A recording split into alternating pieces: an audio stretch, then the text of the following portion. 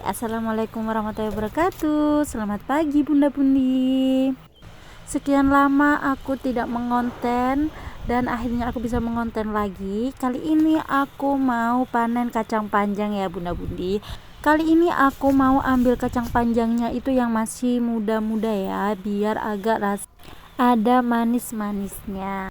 Nanti ini aku mau oseng-oseng sama tempe, dan ini hasilnya yang aku panen cuma sedikit aja karena ini buat sekali makan aja ya. Jadi ya cukuplah buat 3 orang, aku, suami dan bapak. Lanjut, ini aku potong-potong kecil-kecil sampai habis ya, dan langsung aku cuci pakai air bersih yang mengalir. Dan sederas air mataku kalau menangis itu mengucur ya. Lanjut, aku merebus airnya sampai matang. Nunggu airnya matang, aku lanjut potong-potong tempenya juga ini aku potong kecil-kecil ya. Ini aku pakai tempe 2 lonjor ini di desa aku itu satu lonjornya itu 3.000, jadi ini totalnya tadi 6.000. Lanjut, tadi nggak kerekord ya. Kacangnya udah mateng tiba-tiba, dan lanjut aku goreng tempenya ini sampai nanti kemerahan.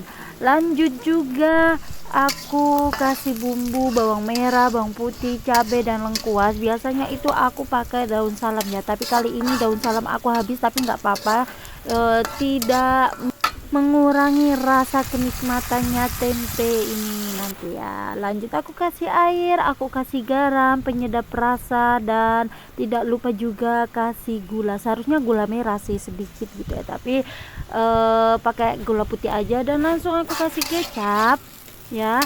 Jadi ini nanti tempenya sama kacangnya aku jadiin satu, nunggu sampai mereka itu agak layu sedikit matang dan hap-hap langsung makan. Enak temen.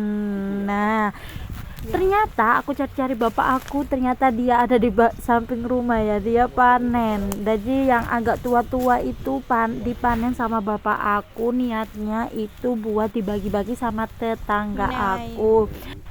Maaf sekali lagi, aku ini ngerekamnya itu posisi potret ya. Dan ini kacang panjangnya udah dibagi-bagi bapak, dibagiin juga sama anak aku, ditemenin, katanya mau bantu. Terima kasih ya Mbak, makasih juga.